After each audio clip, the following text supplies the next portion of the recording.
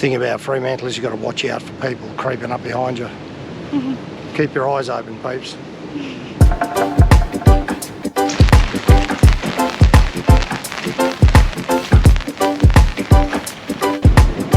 So this one's called a fly trip. Fly from Canberra to Perth, hire a car and drive to Fremantle. Do all the touristy stuff. I've been here a couple of days. The weather's been horrendous, but what do? You make the best of the weather. The place is full of history, very much like the rocks in Sydney.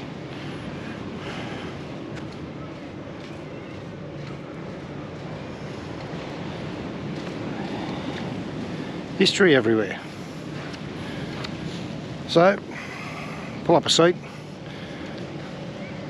and let's learn a bit about Fremantle. We've got a couple of days in Fremantle and then we'll head to Perth for a couple of days.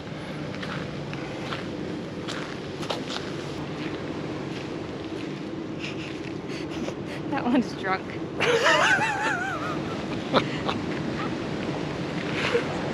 What's she doing? Taking more selfies? Yeah.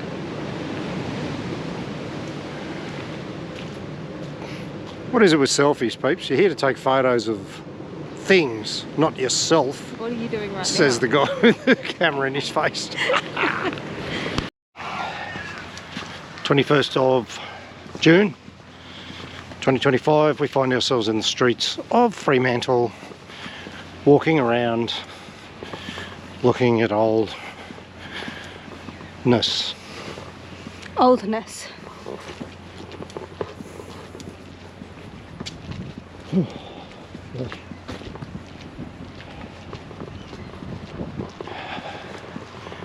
The weather has been horrendous. Just saying. Blue. There's a bit of blue sky there though. Ooh. This looks exciting.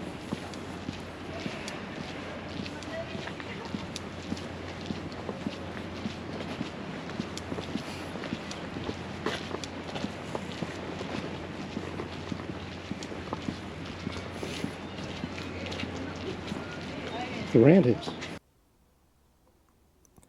The Roundhouse is the second oldest surviving public building in Western Australia. It was built as a jail almost immediately upon settlement. It was constructed in the late 1830s and is located at Arthur Head in Fremantle. Fremantle is a port city in Western Australia located at the mouth of the Swan River. Fremantle Harbour serves as the port of Perth. Prior to British settlement, the indigenous Noongar people inhabited the area for millennia and knew it by the name Walliyup. Walliyallup. Visited by Dutch explorers in the 1600s, Fremantle was the first area settled by the Swan River colonists in 1829 and is named after Captain Charles Fremantle, an English naval officer who claimed the west coast of New Holland as British territory. The settlement struggled in its first decades, and in 1850, with the advent of penal transportation to the colony, Fremantle became Australia's primary destination for convicts. The convict-built Fremantle prison operated long after transportation of convicts ended in 1868 and is now a World Heritage Site. We did actually go and visit, we did 2 tours at the Fremantle jail, and I couldn't get any footage because it was bucketing down rain, but I can highly recommend it. It is so interesting. Fremantle was chartered as a municipality in 1883, and the following decade its harbour was deepened for commercial shipping, transforming the port into a bustling trade centre and gateway to the height of the Western Australian gold rushes. Declared a city in 1929, Fremantle played a key role in World War II as the largest submarine base in the Southern Hemisphere. Post-war immigration from Europe, particularly Italy, helped shape Fremantle's character, and it rapidly gentrified after hosting the 1987 America's Cup sailing competition. Today, Fremantle is recognised for its well-preserved Victorian and Edwardian streetscapes and convict-era architecture, and is known as a bohemian enclave with a thriving arts and culinary scene. The Fremantle Markets is Western Australia's ultimate market experience for locals and tourists with over 100 years of experience. Step inside the Fremantle Markets and enjoy the distinctive atmosphere of over 100 years of vibrant culture and heritage. Listen carefully and you just might hear the horse and carts of yesteryear, arriving at the markets full to the brim of fresh fruit, vegetables, and let me tell you, peeps, some of the most amazing fresh food you will ever try.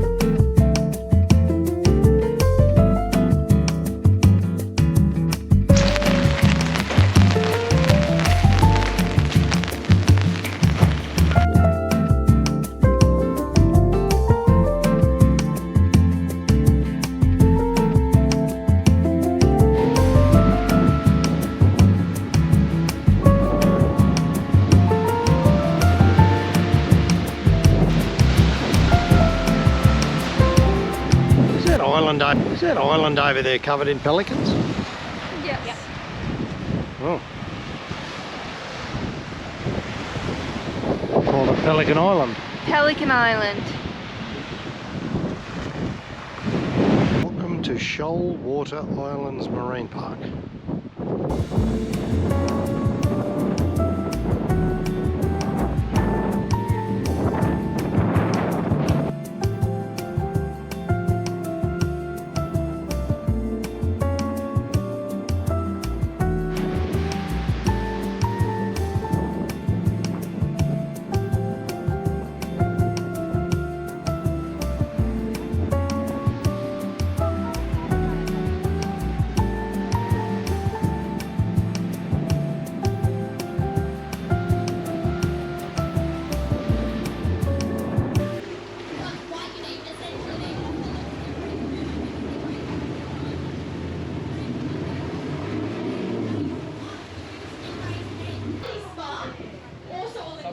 But funny.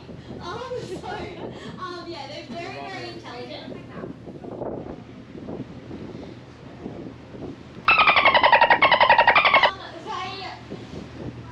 When you think about dolphins, you probably think about a pond-like society structure, yeah? Like most people think dolphins live in ponds, which is true for most dolphins and other type dolphins, but these guys, they live in a fission-fusion society structure, not ponds. So instead of living with like their family and that being their nuclear base,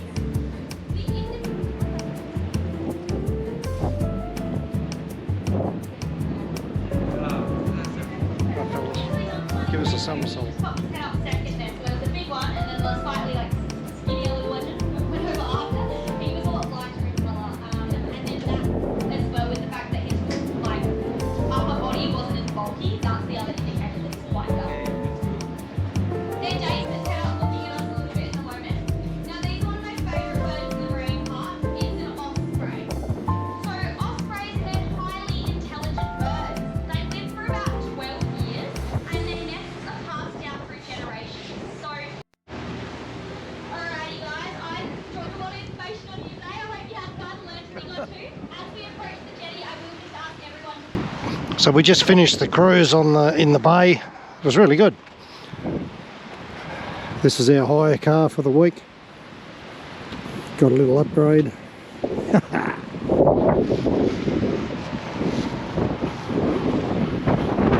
V8 Nissan Patrol.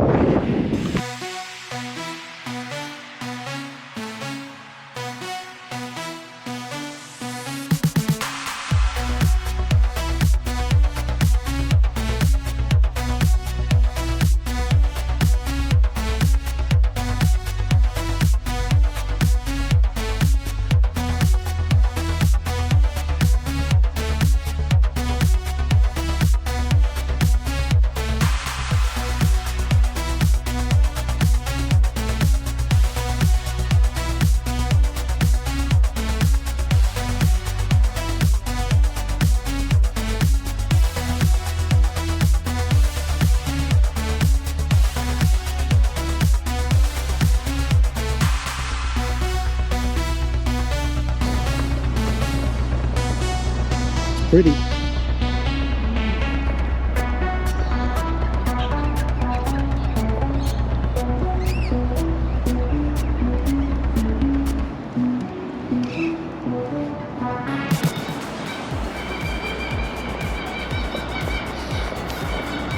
I threw those sound effects in. No charge. Oh.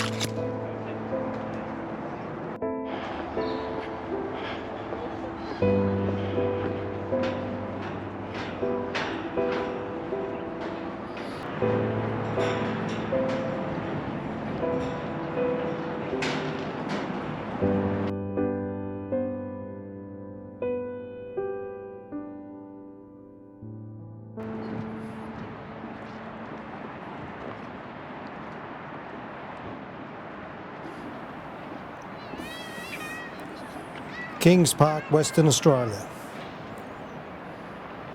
Kings Park is a mixture of grassed parkland, botanical gardens and natural bushland on Mount Eliza, with 2/3 of the grounds conserved as native bushland.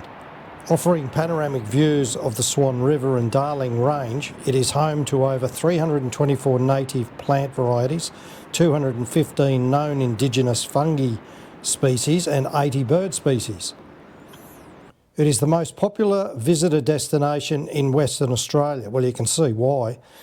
It's being visited by over 5 million people each year.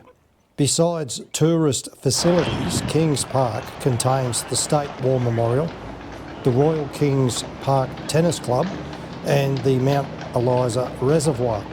The streets are tree-lined with individual plaques dedicated by family members to Western Australian servicemen and women who died in World War I and World War II.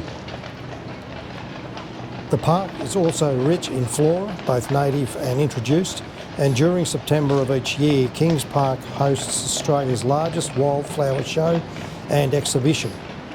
Officially opened on 10th of August 1895, the park was originally called Perth Park. and was renamed in 1901 to Kings Park. The State War Memorial Precinct is located on Mount Eliza overlooking Perth Water. It comprises the cenotaph, court of contemplation, flame of remembrance and pool of reflection. The Anzac Day dawn service is held at 5:30 a.m. on the 25th of April each year and is attended by more than 40,000 people. Well, peeps, I can see why it is the most popular tourist attraction in the place.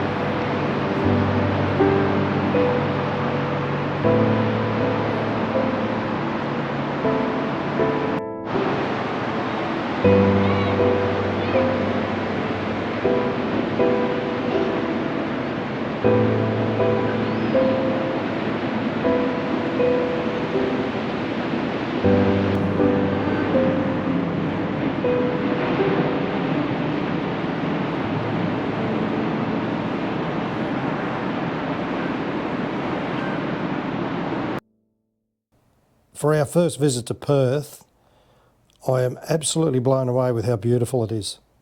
Well, peeps, everything about the Perth trip was sensational.